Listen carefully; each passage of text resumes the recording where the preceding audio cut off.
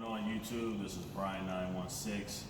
I think like maybe a year ago I did a video on 5 reasons why not to buy Snap-on, and I spent nearly $400 on some Snap-on tools, and today I went out and did a Harbor Freight tool haul, and I spent exactly the same much that I spent buying Snap-on stuff. So let me take you and show you what I got, comparison of how much Harbor Freight stuff that I got versus how much Snap-on stuff that I got. So let's go ahead over and take a look at it. Alright, so let's revisit some of those items that I purchased over a year ago. Many of you guys seen that 5 reasons why not to buy Snap-on. If you haven't, check that video out, and you can see these are the same items that I showed in the video. So we got a 16-ounce ball peen hammer with dead blow sand in the head. We have one flat tip, flat blade screwdriver with the hex on it for a wrench. Same thing with the Phillips screwdriver. We got soft handle, soft grip, Phillips tip, hex style to put a wrench on it. We have one 3/8 ratchet by Snap-on, long handle, 82 non-flex, 3/8 drive square bit. And then we have one 5/8 spark plug socket with a magnet with a hex end on it to be able to get a socket or a wrench on it for tight confinement. And then one spark indicator. So these are the items that I purchased over a year ago from Snap-on, and you can take a look.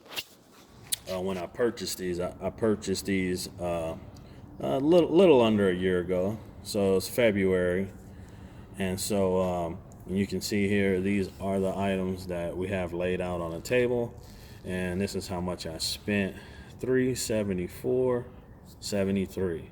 All right, so let's put this stuff away, and I'm going to show you my Harbor Freight tool haul. Spend the same exact amount of money and show you how much further I'm able to get as far as tools go for the shop.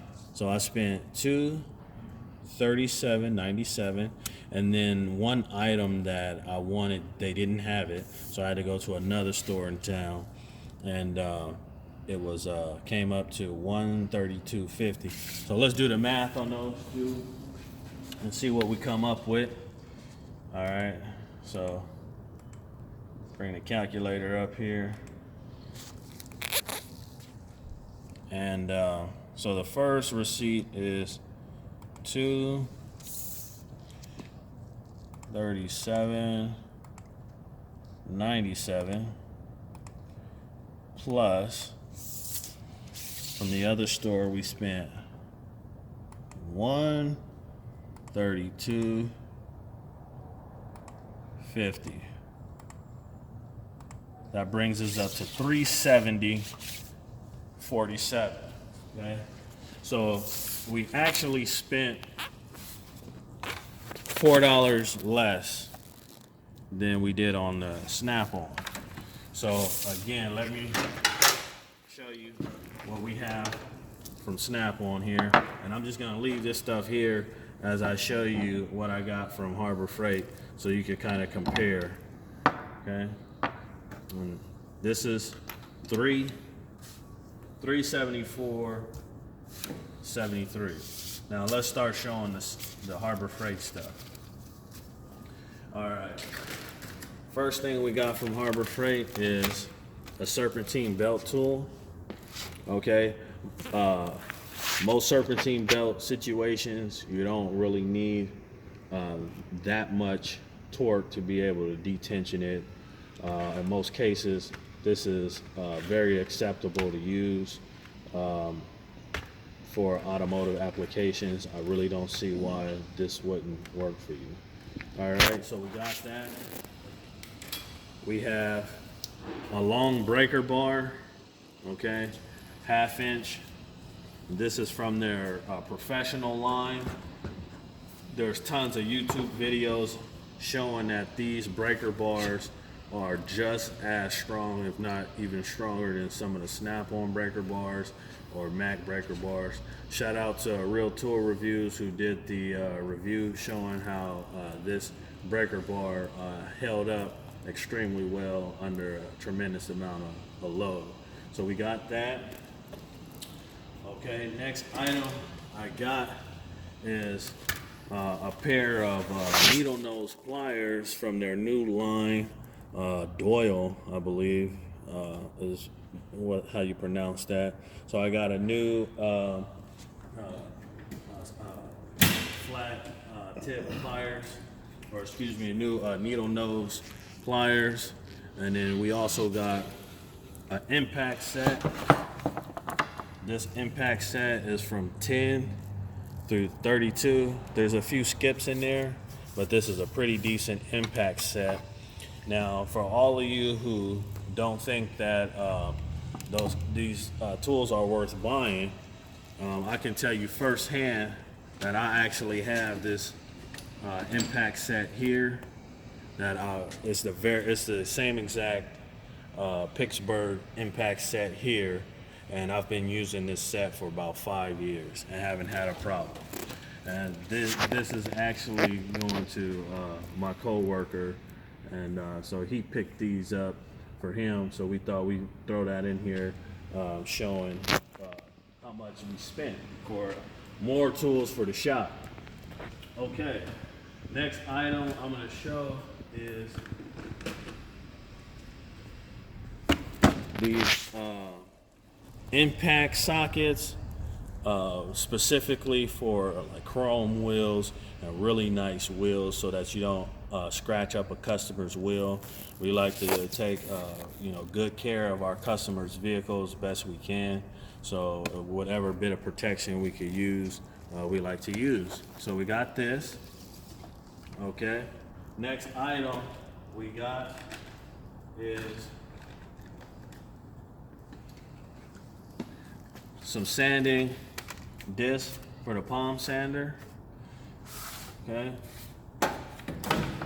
To be able to, hook up the palm sander. We like to clean up flywheels with some fine grit sandpaper. We'll put on the palm sander and clean up a flywheel when doing a clutch job. So we like to keep these in stock. Next, we got some razor blade scrapers here. Okay, so these are perfect for stubborn gaskets and things like that. Next tool we picked up is this slide hammer. Okay, is this the best quality slide hammer you could get? No. Well, will it knock out a pilot bearing when doing a clutch job? Yeah. Will it pull out some rear axle bearings in trucks? Yes. Will it beat off a hub bearing? Where we live, yes. We don't live in cold weather. We live in California, so we don't have stuck hubs like some places do in the U.S. So this is just fine for us. So we got this slide hammer set.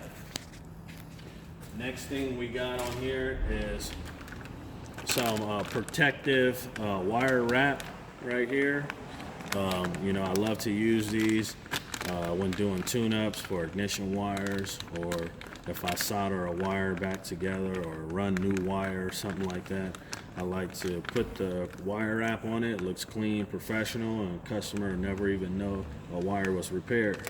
So I like to keep some of this stuff. Okay. Next item we have is a set of picks. Okay. I'll set these back here. I actually, for some reason, all my picks ran away, and I don't know where they are, so I needed some more picks. So we got some picks. Okay, next item we have is some fuses.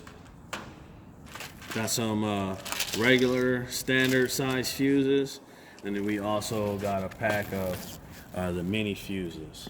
All right, so we got those, and then we also got some trim molding tools there. Gotta have those. I actually only have one of those little pry tools and this one had various sizes, so I wanted to be able to get those because what I have sometimes just doesn't quite hold up. Okay, last but not least, I picked up the Earthquake 3/8 extreme torque, 60 foot-pound torque electric ratchet with the lithium-ion battery, and it comes with the charger and everything in here. So all of this stuff I picked up for $4 cheaper. Okay, $4 cheaper than this Snap-on stuff. This is what I bought from Snap-on. And the amount of money that I spent on this, actually came out $4 cheaper with all this stuff that I bought. Okay, now I know opinion varies on tools and whatnot, but ask yourself, is there anything really wrong with this breaker bar? Is there anything really wrong with these impact sockets? Will those picks still pick out a O-ring off of a fuel injector? You know, will these sanding discs sand what you need them to sand? Will these impact sockets take off lug nuts? You know, so yes, all these tools will work. My coworker has this Earthquake electric ratchet. He's been using it. He uses it all the time. It's a good tool. So there's nothing wrong with this. This is their new, needle nose pliers. And so I used it to sort of replace some cheaper ones that I had bought from Harbor Freight a while back. And so this is what I got for $4 cheaper. So once again, here's the proof. There's the Snap-on, $374.73, and then here's the Harbor Freight, $132.50 and $237.97. So, am I saying that you have to buy all Snap-on, or do you have to buy all Harbor Freight? That's not what I'm saying. The point that I'm trying to make in this video is that Harbor Freight is an asset to any guy who uses tools for a living. This company is an asset to us. I know not everything in Harbor Freight should be purchased. However, as you can see on this table, there's clearly good items that you can purchase to save yourself a ton of money. If all this stuff was Snap-on, I wouldn't be able to buy all the stuff at once like this, you know, or even if I could, I wouldn't, because it would be a ridiculous amount. So yeah, I don't have nothing against Snap-on. As you can see, I do use Snap-on for certain applications, but there is a time and place where Harbor Freight is going to be the better option for you. Okay, so I've been auto technician for over 15 years, and I've been working with hand tools, you know, for 15 years plus, and I've come across really good hand tools from Harbor Freight that will save you a ton of money if you use it. So hopefully the point is taken well, and the example that I'm trying to show is received in the right light. Obviously, country of origin is China, because everything is made in China. That's just the way it is. That's not my fault. As far as hand tools go, yeah, but most people who claim to not buy Chinese-made tools, they end up buying Chinese-made products anyway, outside of work, what have you. Most of the parts that we install on people's vehicles are made in China. I'm happy to see one made in Japan or made in Canada from time to time, but the reality of the matter is everything comes from China, So here we are. Hopefully you like this little tool haul we got from Harbor Freight. This is Brian 916. Please like and subscribe, and we'll see you on the next one.